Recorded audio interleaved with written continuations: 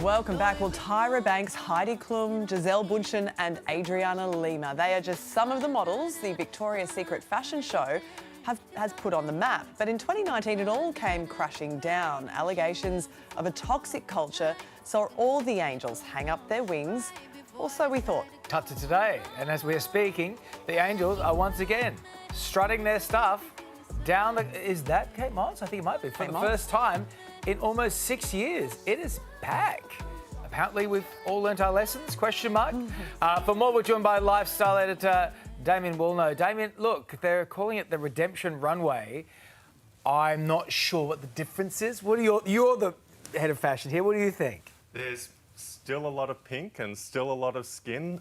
There's a lot that needs to be redeemed. And I haven't seen a lot of change yet. Well, this is the thing. I think everyone thought, OK, it's coming back with more diversity, more inclusion, more body positivity in mind, because among, of course, the criticisms was that it just presented a very mono kind of picture of women, right?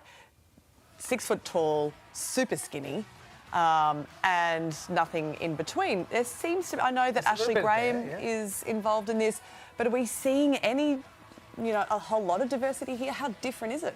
At the moment, it doesn't look very different. There are a few plus-size models that have been included that I've seen, but it's really hard to overcome that history of them marketing Victoria's Secret models and the angels as having the perfect body.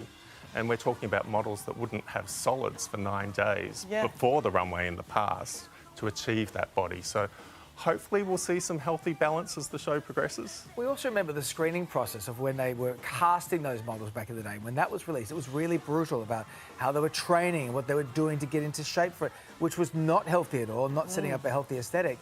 Their customer base aren't models, though. Their customer base is America around the world, and people who want to feel good about themselves, women who feel like they want to do, make themselves, feel sexy in lingerie like this. They're different body types and shapes. You've got to represent that straight out the gate, I think, to make a real change. Absolutely, and they've now got strong competition that is doing that exactly. We've got Kim Kardashian with her own line of underwear that has really embraced diversity. We also have Rihanna's line with Fenty Savage, and they've done some spectacular runway presentations that have embraced gender diversity, race, size diversity, really pushed the limits. So I was expecting a bit more from Victoria's Secret this time. Do you think this could work, bringing back those icons of the 90s, like Kate Moss, more recently Gigi Hadid? Do you think this can work for them from a marketing perspective? It feels a little bit like a last-ditch effort, but there is that huge Y2K nostalgia sweeping through fashion at the moment. And we've had Sabrina Carpenter, the singer, appear in Victoria's Secret pieces and wearing vintage pieces. There's great popularity for those, but I don't know whether it reflects the current landscape, and we'll wait and see at the end of this show. We're looking at some people performing now. That's probably Orianthe there on the guitar, but we heard that Cher might be coming as a musical act and that she's going to be probably the headliner of the show. What do we think about that? Is that a good thing? There she is. Oh, wow, there is almost all of her.